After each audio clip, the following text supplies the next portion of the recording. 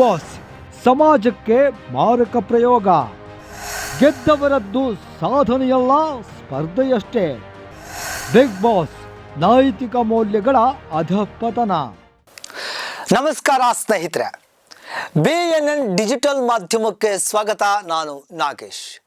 Big boss ಮನರಂಜನೆಯ ಮುಖವಾಡದೊಳಗಿನ ಸಮಾಜ ಮಾರಕ ಪ್ರಯೋಗ. ಪ್ರಿಯ ವೀಕ್ಷಕರೇ, ಈ ಸುದ್ದಿಯು ಜನರ ಅಭಿಪ್ರಾಯ ಹಾಗೂ ಅನಿಸಿಕೆಗಳನ್ನು ಆಧರಿಸಿ ಮಾಡಲಾಗಿದೆ. ನಮ್ಮ ಮಾಧ್ಯಮ ಸದಾ ಸತ್ಯ ಸಂಗತಿಗಳ ಪರವಾಗಿರೋದು ನಿಮಗೆಲ್ಲ ಗೊತ್ತಿರೋದೆ. 12ನೇ ಆವೃತ್ತಿಯ ಬಿಗ್ ಬಾಸ್ ಅತ್ತ ನೋಡೋಣ ಬನ್ನಿ.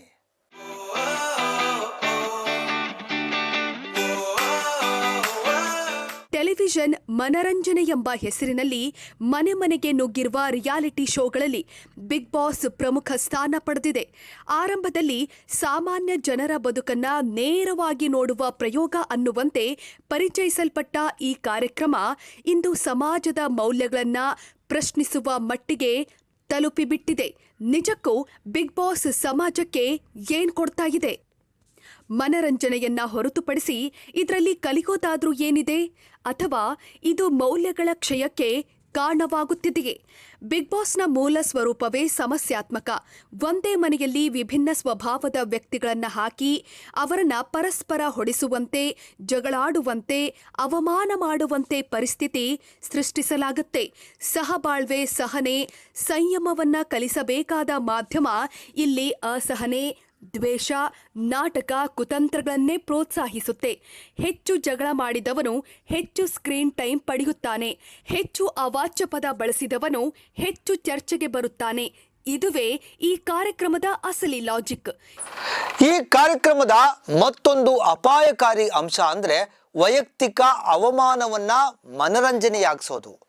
ವ್ಯಕ್ತಿಯ ದುರ್ಬಲ ಕ್ಷಣಗಳು, ಕಣ್ಣೀರು, ಮಾನಸಿಕ ಕುಸಿತ, ಈ ಎಲ್ಲವನ್ನೂ ಕೂಡ ಕ್ಯಾಮರಾ ಸೆರೆ ಹಿಡಿದು ಸಾರ್ವಜನಿಕ ಪ್ರದರ್ಶನಕ್ಕೆ ಇಡಲಾಗುತ್ತೆ. ಗೌಪ್ಯತೆ ಎಂಬ ಪದಕ್ಕೆ ಇಲ್ಲಿ ಅರ್ಥವೇ ಇಲ್ಲ.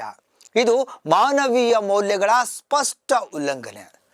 ಇನ್ನು ಗಂಭೀರವಾದಂಥ ವಿಷಯ ಏನಪ್ಪಾ ಅಂತಂದ್ರೆ, ಈ ಕಾರ್ಯಕ್ರಮ ಯುವ ಮನಸ್ಸಿನ ಮೇಲೆ ಬೀರುವ ಪ್ರಭಾವ. ಬಿಗ್ ಬಾಸ್ ನೋಡುತ್ತಾ ಬೆಳೆಯುವ ಪೀಳಿಗೆಗೆ ಯಾವ ಸಂದೇಶ ಸಿಗ್ತಾ ಇದೆ? ಜಗಳವಾಡಿದ್ರೆ ಗೆಲುವು, ನಾಟಕ ಮಾಡಿದ್ರೆ ಹೆಸರು, ಅಪಮಾನ ಮಾಡಿದ್ರೆ ಚಪ್ಪಾಳೆ, ನೀತಿಗಿಂತ ತಂತ್ರ ಮುಖ್ಯ. ಇದು ಅಪಾಯಕಾರಿ ಕಲಿಕೆಗಳು. ಸಮಾಜ ಕಟ್ಟುವ ಬದಲು ಸಮಾಜ ಒಡೆಯುವಂಥ ಮೌಲ್ಯಗಳನ್ನ ಇವು ಪೋಷಿಸುತ್ತವೆ. ಕೆಲವರು ವಾದಿಸುತ್ತಾರೆ, ಇದು ಕೇವಲ ಆಟ, ಇದನ್ನ ಗಂಭೀರವಾಗಿ ತೆಗೆದುಕೊಳ್ಳಬೇಡಿ ಅಂತ. ಆದ್ರೆ ಪ್ರಶ್ನೆ ಇದು, ದಿನಗಟ್ಟಲೆ, ವಾರಗಟ್ಟಲೆ ಪ್ರಸಾರವಾಗುವ ಕಾರ್ಯಕ್ರಮ, ಕೋಟ್ಯಂತರ ಜನರು ನೋಡುವ ಕಾರ್ಯಕ್ರಮ, ಮಕ್ಕಳಿಂದ ಹಿಡಿದು ಹಿರಿಯರ ತನಕ ಚರ್ಚೆಯಾಗುವ ವಿಷಯ, ಇದು ಹೇಗೆ ಕೇವಲ ಆಟ ಆಗತ್ತೆ? ಮಾಧ್ಯಮವು ಸಮಾಜದ ಮೇಲೆ ಪರಿಣಾಮ ಬೀರುವ ಶಕ್ತಿ ಹೊಂದಿದೆ ಅನ್ನೋದನ್ನ ನಾವು ಮರೆಯಬಾರದು. ಬಿಗ್ ಬಾಸ್ನ ಮತ್ತೊಂದು ಮುಖ ನಕಲಿ ನೈತಿಕತೆ. ಒಂದು ಕಡೆ ಜಗಳ, ದ್ವೇಷ, ಅಸಭ್ಯತೆಯನ್ನ ತೋರಿಸೋದು, ಮತ್ತೊಂದು ಕಡೆ ಮನುಷ್ಯತ್ವ, ಸ್ನೇಹ, ಸಹಾನುಭೂತಿ ಅನ್ನೋ ಡೈಲಾಗ್ಗಳು. ಇದು ದ್ವಂದ್ವ ನೀತಿ. ಪ್ರೇಕ್ಷಕರ ಭಾವನೆಗಳ ಜೊತೆ ಆಟವಾಡುವ ತಂತ್ರ. ಹೌದು, ಕೆಲವೊಮ್ಮೆ ಈ ಶೋದಲ್ಲಿ ಸಹನೆ, ಸಹಬಾಳ್ವೆ, ತಾಳ್ಮೆ ತೋರಿಸುವ ವ್ಯಕ್ತಿಗಳು ಕಾಣಿಸುತ್ತಾರೆ. ಆದ್ರೆ ಅಂತಹವರು ಬಹುಶಃ ಬೇಗ ಹೊರಬೀಳುತ್ತಾರೆ. ಯಾಕಂದ್ರೆ ಶಾಂತಿ TRP ಕೊಡೋದಿಲ್ಲ, ಜಗಳ ಕೊಡುತ್ತೆ. ಇದು ಈ ವ್ಯವಸ್ಥೆಯ ಕ್ರೂರ ಸತ್ಯ. ಇಲ್ಲಿ ಕಲಿಯೋದೇನಿದೆ ಎಂಬ ಪ್ರಶ್ನೆಗೆ ಉತ್ತರ ಹುಡುಕಿದ್ರೆ ಅದು ಬಹಳ ಸೀಮಿತ. ಕೆಲವರು ಹೇಳಬಹುದು, ಮಾನವ ಸ್ವಭಾವ ಅರ್ಥವಾಗುತ್ತೆ ಅಂತ. ಆದ್ರೆ ಅದಕ್ಕಾಗಿ ಇಷ್ಟು ವಿಷಯ ವಾತಾವರಣ ಬೇಕೇ?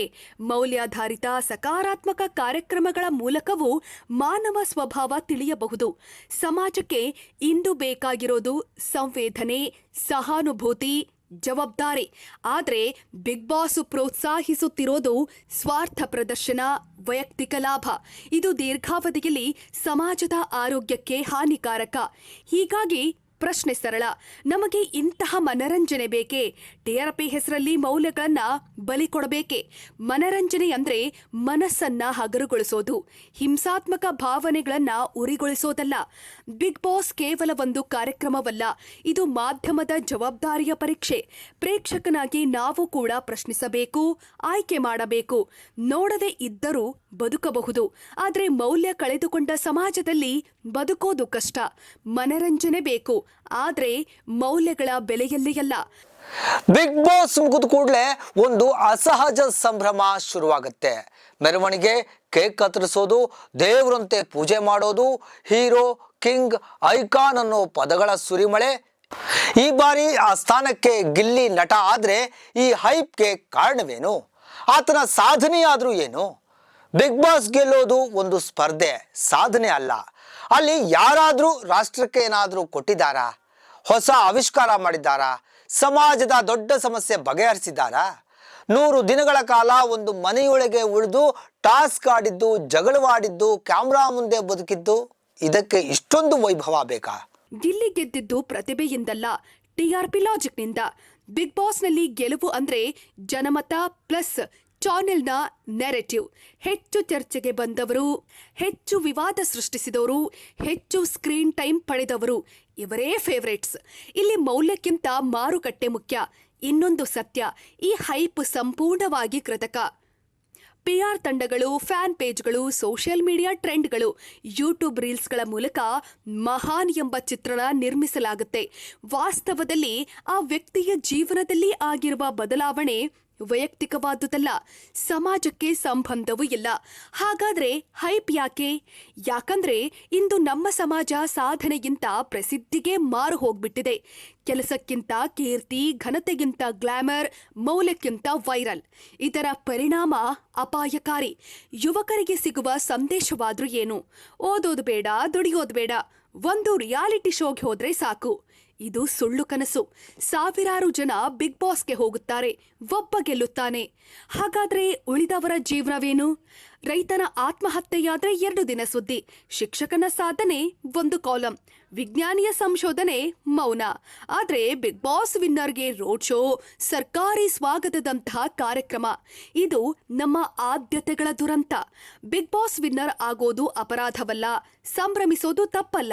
ಆದ್ರೆ ಅದನ್ನ ಅತಿಶಯಗೊಳಿಸೋದು, ದೇವರಂತೆ ಕೂರಿಸೋದು, ಯುವಕರ ಆದರ್ಶ ಅಂತ ಬಿಂಬಿಸೋದು ಇಲ್ಲಿದೆ ಸಮಸ್ಯೆ.